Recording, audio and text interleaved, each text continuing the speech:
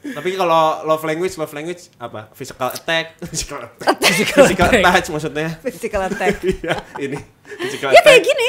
Oh, gitu. Kayak di kodrat. Gitu. Ini romance banget. Hantu-hantu perempuan jauh lebih seram dibanding hantu-hantu laki-laki. Agree ya kayak. Iya ya. Kayak si kuntil anak itu. Iya. Beneran. Tapi itu perlu dibahas nanti satu waktu ya. Kenapa Iya kan? ya? Itu gue juga pertanyain. Kenapa ya? Karena perempuan Kenapa? lebih mengerikan. Halo teman-teman semua, balik lagi dengan gue Nandika di Breakdown Bros Podcast episode 38. Wih, hari ini kedatangan sepasang kekasih yang aku sudah nunggu lama-lama. Ternyata mereka datang berdua juga. Dua-duanya udah gue undang di podcast, tapi langsung aja kita announce ya. Vino G. Bastian dan juga Marsha Timothy. Halo. Ketemu Vino. lagi kita. Ketemu lagi, Marsha. Halo. Ini gimana nih, kan kalian baru dapat film horor, terus berdua gitu kan. Perasaannya gimana, Vin? Dan Sebetulnya filmnya udah dari tahun 2018 sih kita build gitu. Oke. Dan skenarionya tuh udah dari tahun 2016-2017 dan baru kejadian kita syutingnya itu begitu 2019. 2020 2020 akhir kita syuting. Kenapa mau ngambil film horor? Ini kan film horor pertama gue. Beberapa tawaran horor sebelumnya tuh emang waktunya tuh nggak pas gitu. Gue lagi syuting yang lain. Terus ada juga yang mungkin karakternya nggak klik gitu sama gue gitu. Tapi begitu pas dapet cerita Kodrat ini, oh ini kok kayaknya agak beda dari skrip yang pernah gue baca nih gitu.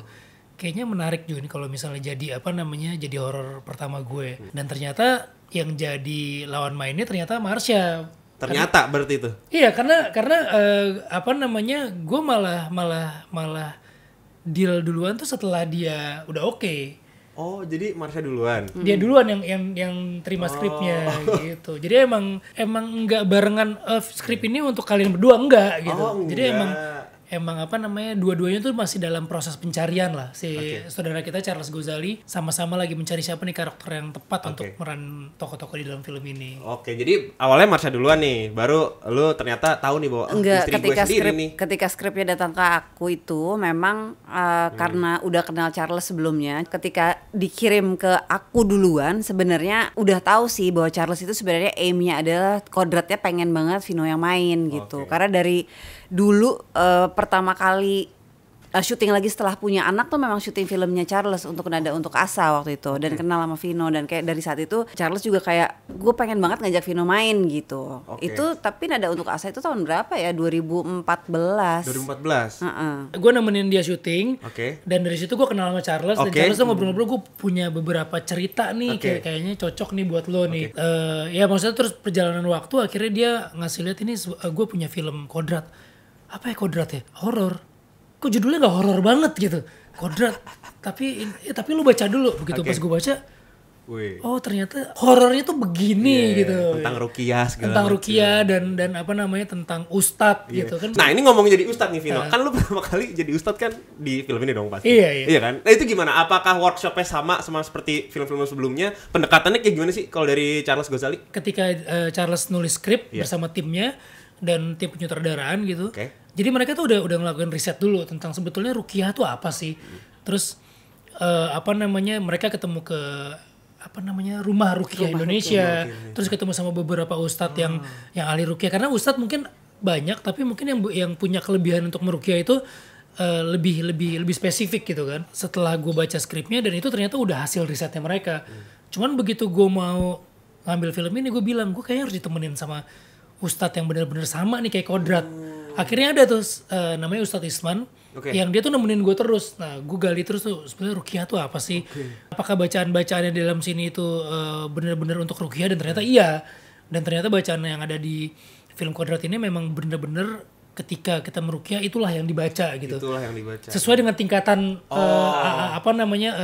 lawannya, penyakitnya atau sihirnya atau iblisnya gitu. Gini gue ngaji bisa tapi nggak sepinter itu gitu. Jadi gue harus benerin lagi bacaannya, tajwidnya, harus mulai ngafalin lagi. Dalam merukiah itu gerakan-gerakan apa sih yang bisa dilakuin? Karena nggak bisa sembarangan juga. Iyalah pasti kan ada tekniknya kan. Iya ada tekniknya, ada urutannya, ada tahapannya gitu. Ya udah akhirnya gue belajar lagi, riset lagi sama dia. Akhirnya jadi tuh ya Ustadz Kodrat. Sampai dia bilang itu jadi Ustadz beneran. Buat ngedalamin apa saya buka aja ya apa ya disebutnya penglihatannya biar bisa ngelihat mata batin gitu ya. Mata batin lah Kak. Jadi gue bisa ngelihat sebenarnya apa sih yang dilihat sama seorang ustadz ketika kayaknya nggak sampai sejauh itu sih ustadz.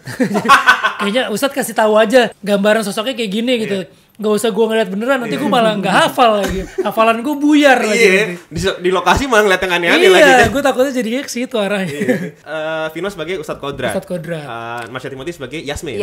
Nah, Yasmin ini siapanya Ustadz Kodrat? Bukan siapa-siapanya. Bukan siapa-siapanya malah ya. Siapa-siapanya. Memang Yasmin ini tuh dia warga desa Kober namanya. Ada satu desa namanya Desa Kober.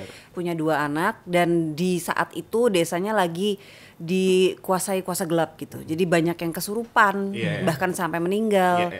Panen gagal, pokoknya masalah finansial kacau balau dan semuanya berantakan di desa itu waktu itu. Cerita berkembang, semakin berkembang setelah juga Ustadz Kodrat kembali ke desa Kober karena memang ternyata dulu tuh Ustadz Kodrat itu memang dari pesantren yang di desa itu adanya. Oke, berarti anaknya sendiri ya. Benar, jadi ceritanya dimulai ketika jadi ada seorang Ustadz Kodrat ini, dia tuh ahli ruqyah gitu. Suatu waktu dia gagal meruqyah anaknya sendiri. Nah dari situ dia mulai mempertanyakan apakah gue udah pantas nih disebut ustadz gitu kan, karena banyak banget orang yang mengaku-ngaku ustadz padahal ilmunya masih rendah. Gue malah nggak berhasil nih meruqyah anak gue sendiri. Akhirnya dia kembali lagi ke pesantrennya dia di desa Kober itu. Ternyata terjadi sesuatu yang besar di desa itu. Gue penasaran deh, sebelum kita jauh bicara tentang Kodrat, pertama kali Vino G. Bastian sama Marsha Timothy ketemu tuh pas kapan sih? Kapan deh? Pertama kali Coklat Strawberry, tapi film dia cameo. Strawberry, dia cameo. Oh, Vino masih cameo waktu itu. Itu kenalnya. Itu kenalnya. Dan mulai dekat di project berarti ya? Di bertahun-tahun setelahnya. Bertahun-tahun udah lama, udah setelah. Jadi ketemu terus ada project video klip juga bareng. Coklat Strawberry itu 2007 loh kayaknya. 2007 ya? 2007, wah lama juga ya. Lama juga ya. Pokoknya kita baru jadian atau apa, itu setahun sebelum nikah. Wah, berarti tahun depannya langsung nikah gitu ya? Ya ternyata menjalani hidupnya kayak gitu. Kodratnya kayak gitu. Kodratnya kayak gitu, bener-bener. Tapi akhirnya gue ngelihat kalian berdua main di film horror tuh ya, ini gua mungkin bisa dibilang masterpiece lah ya. Harusnya kalau kalian berdua biasanya yang main film drama, akhirnya main film horror bareng, itu suatu ibaratnya keberanian juga buat ngambil project film horror. Soalnya kan film horror sekarang kan ya banyak banget ya. Udah gitu pilihan pemainnya banyak, terus ternyata Charles Ghazali milih Marsha Timothy dan Vino G. Bastian gitu yang menjadi pemeran utamanya. Dan banyak juga sih orang yang salah kaprah gitu. Lo kenapa ngambil film horor gitu? Kenapa enggak gitu, maksud gue. Kan yang kita lihat tuh bukan genrenya, tapi gimana totalitas lo di dalam film itu, karakternya gitu. Ceritanya, filmmaker di belakangnya gitu. Dan ketika gue baca skripnya, gue bilang wah ini ceritanya nggak main-main sih. Bukan cuma dari segi dramanya gitu, dari actingnya, tapi dari masalah production design juga nggak boleh main-main. Iya gitu. benar. Dan buat gue ini satu film horor tapi yang diramunya ini udah luar biasa banget. Ini Alice semuanya tuh kru-krunya ini udah yang nomor 1 banget gitu di film Indonesia. Iya, gue ngeliat juga trailernya sih gokil sih. Maksudnya dari segi production design ya. Production desainnya luar biasa. Akhirnya Vino mukanya dikucelin lagi ya. Bukan nggak kelihatan glowing lagi, udah seberapa kalinya gue ngeliat Vino. Iya.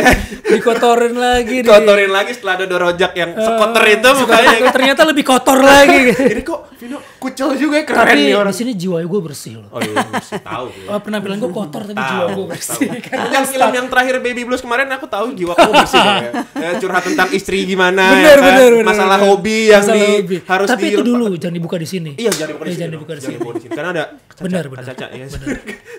Ini tuh syutingnya di mana dan berapa lama? Kita ada di Jakarta, ada di Jakarta, Jogja, yaitu di Wonosari, ke arah barat, itu paling nggak ngerti itu kalau di Jogja itu. Enggak, gue juga ngerti. Arah Gunung Kidul itu kan? Iya, Gunung Kidul. Di kotanya juga ada. Terus Cisarua terakhir Cisarua. Puncak. Karena sebetulnya pada saat kita lagi syuting itu kan lagi PPKM. Jadi emang kru harus di bubble dan tiba-tiba virus COVID yang Delta itu lagi naik. Jadi kita harus stop, harus pindah dulu. Di Jogja itu stop. Jadi belum selesai kita stop. Oh, belum selesai syuting udah harus stop karena pandemi ya.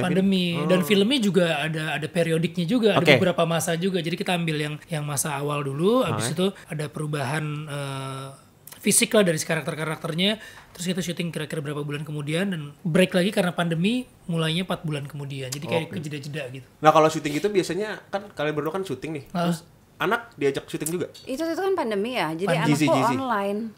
Jadi dia ikut. Jadi bisa kita seret kalau kasih syuting. Iya, dia ikut bisa, terus. Ikut. Karena udah kelas 3 waktu itu, jadi memang kalau misalnya memang nggak pandemi dan nggak online agak nggak mungkin ya dia segitu lama nggak sekolah Iya kan. benar. Dia seneng, apalagi kalau misalnya kayak bagian-bagian syuting kayak yang bagian teknis gitu ya. Nah, dia tuh suka kayak misalnya ada sling, ada apa gitu. Iya. Kalau bedanya apa sih kalau menurut kalian berdua kan sebagai aktor yang udah main beberapa film panjang dan jadi peran utama gitu ya. Bedanya apa kalau main film horor gitu? Apa yang jadi tantangan kalian berdua sih? Nah, itu bener tuh. Jadi itu yang gak gue lihat di film Kodrat sebenarnya. Lo nggak trying too hard untuk membuat horor yang seperti itu gitu. Okay. Jadi ini punya satu tipe horor yang mungkin bukannya belum pernah ada, bukan ada.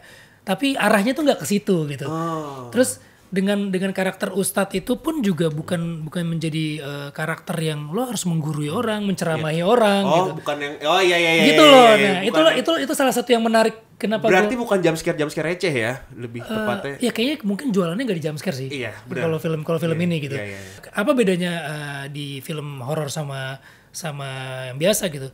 Jam kerja agak terbalik nih. Gue juga agak tadi keteteran gitu karena biasanya dramanya kita kerja misalnya dari pagi malam. Nah, ini dari malam ke pagi. Karena kan banyakan malam, banyakan gelap gitu. Iya. Terus ya pasti butuh effort yang lebih besar gitu karena apa namanya beberapa adegan di film ini cukup butuh energi, tenaga dan teknis banget gitu. Nah, kalau film horor ini kan berarti emang harus serius banget untuk ibaratnya untuk takut gitu ya, acting ketakutannya. Kayaknya itu kita sangat terbantu dari skrip yang udah cukup matang gitu. Oke.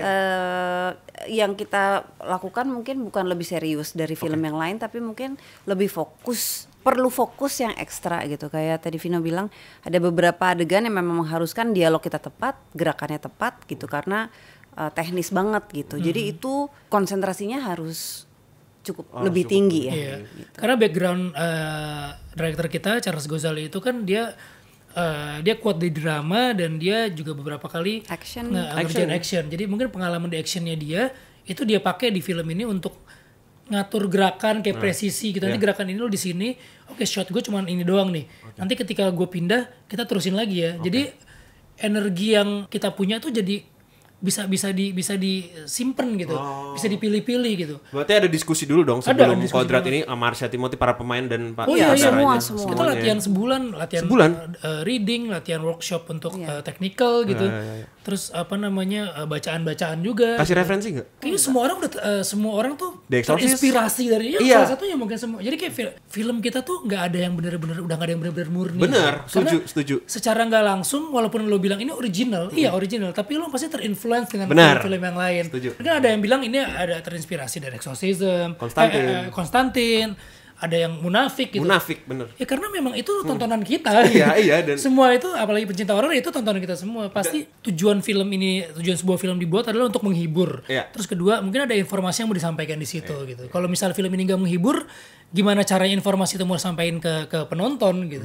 Dia harus tertarik dulu, dia harus terhibur dulu nih biar dia kena gitu. Iya, dan yang penting kayaknya originalitas ceritanya ya. Iya benar. Nah, gue pengen nanya kalian berdua, ngelihat perkembangan horor di Indonesia yang terus berkembang dan penontonnya tuh jutaan itu kenapa sih? Wah, gue happy banget sih dan baru kali ini ya, maksudnya film Indonesia itu secara jumlah itu bisa mengalahkan film-film dari luar. Iya benar. Tapi kalau misalnya lo lihat ya, efek pandemi ini tuh berpengaruh banget gitu. Jadi ketika orang filmnya tertahan sama pandemi, yang lo nggak bisa ngeluarin film, lo punya waktu 3 tahun atau 2 tahun untuk ngulik film lo lagi, berarti kan sebetulnya itu satu tahapan yang bener kan. Iya benar. Jadi lo ketika lo ngerjain film, lo nggak usah buru-buru dikeluarin, lo diulik dulu, diedit dulu yang bener, pose dikerjain yang bener. Hasilnya semua film Indonesia bagus-bagus loh. Iya benar, gue setuju. Dan film-film yang bisa dapetin jumlah penonton besar itu, kalau kita lihat semuanya dengan production yang bagus. Bener. Berarti emang sebetulnya penonton kita tuh udah pinter banget gitu loh. Iya, production yang bagus dengan dapet situ ya worth it sih. Iya, worth it. Bener sih. Nah, kalau Kak Marsha ngelihat horor yang berkembang sekarang, apakah sama kayak Vino? Kak Marsha juga excited banget sama film horor Indonesia. Apa Kak Marsha nggak suka horor awalnya? Aku nggak suka horor. Nah, kayak gue tahu deh. Kak Marsha kayak nggak suka horor nih. Nggak nonton film-film horor. Aku nggak takut kalau nonton film yang aku perankan sendiri mah nggak takut. Karena tahu lah ininya. Iya. Kalau film horor lainnya aku takut. Oke, contohnya. Jadi kalau nonton tuh selalu dipaksa-paksa sama dia. Oke, jadi kalau misalkan si Kodrat ini adalah film horor pertama kalian berdua, nextnya mau main film horor lagi dong pasti. Tagihan dong. Mau aja Mau. kalau ceritanya lain-lain. Kalau budgetnya gede masih mau. Kalau misalnya digarap dengan production yang bagus, terus ataukah dari IP film yang keren gitu, menurut gue kenapa enggak gitu. Iya. Sebenarnya gue tuh pencinta film horor yang klasik sebenarnya. Oke, ini menarik nih. Horor klasik yang lu suka apa? Gue suka kayak film-filmnya almarhum Susana ya. Buat gue itu ikonik banget. Itu ikonik banget. Dia bisa ketika dia nggak jadi karakter setan pun, gue udah takut. Iya gak sih? Satenya 1000 tusuk dong. Itu kan udah jadi tuh.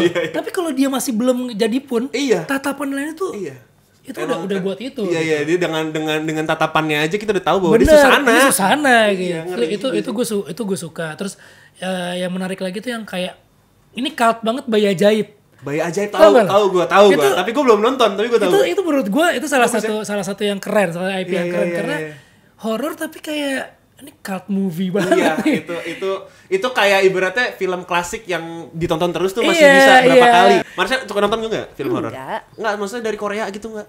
Enggak, itu Train lagi. to Busan gitu yang gore deh kalau nggak thriller. Dia gue paksa nonton Train to Busan tapi dia Belum dan kayaknya nggak tahu.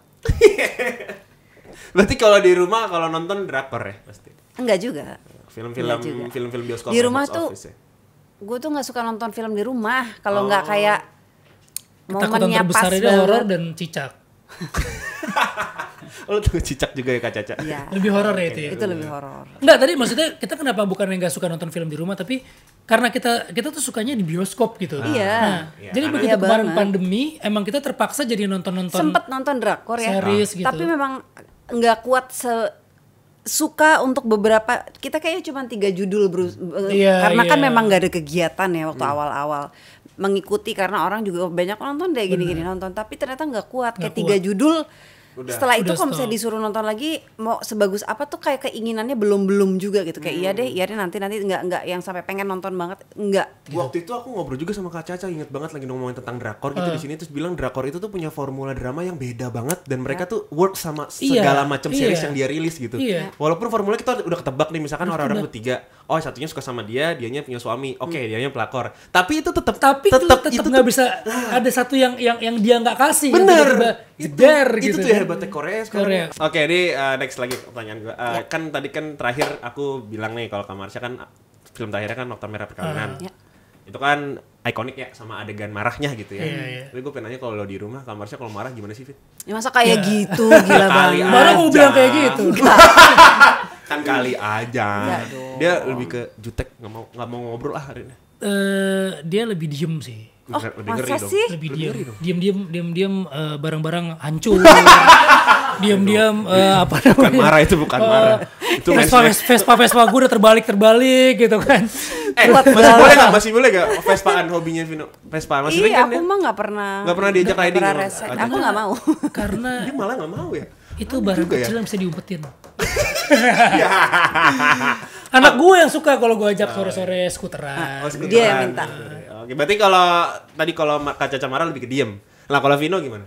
Pernah nggak dia yang marah? Dia lebih diem lagi kalau marah, kalau nggak ditanya-tanya melulu nggak ngomong. Berarti sama Gue tuh dong, kayak- julid. Kayak Nokta Jutek dia. Jadi apa sih? Judes. Judes. Judes sih. Judes juga ya di rumah. Tapi kalau love language apa? Physical attack, physical touch maksudnya. Physical attack. Iya, ini physical Ya attack. kayak gini. Oh, gitu. Kayak di kodrat. Gitu. Ini romance banget. Kan lu baru liat sepotong kan? Iya. Itu romance banget. Tapi Itu love sumpah ini language trailernya kita. si Kodrat ini gue ngeliatnya bukan trailer tau, kayak short film. Masa sih? Iya, karena udah menjalankan satu cerita ya. Sudah menjalankan satu cerita. Iya. Itulah language-nya pinternya nih. menipunya sebuah trailer. Iya gitu. Oke, kita akan masuk ke agree or disagree lagi. Ini kalau misalnya bilang sepakat, terus kasih alasannya. Kalau nggak sepakat juga kasih alasannya. Oke. Oke. Marsha Timothy dan Vino G. Bastian. Agree or disagree? Unsur gore dan jumpscare adalah titik aman sutradara untuk menangkut-nangkuti penonton. Untuk saat ini sih agree. Disagree.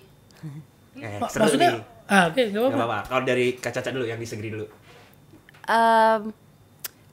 Jump scare itu kayak untuk beberapa orang, gue nggak nonton ya, tapi untuk beberapa orang teman gitu, mereka kayak merasa seperti udah tahu titik-titik mana yang akan kira-kira mengejutkan gitu. Setuju. Tapi kalau misalnya lebih kayak dari sisi kedalaman cerita plus emosi juga, menurut gue itu lebih ngeri kayak gue suka banget horor itu The Others.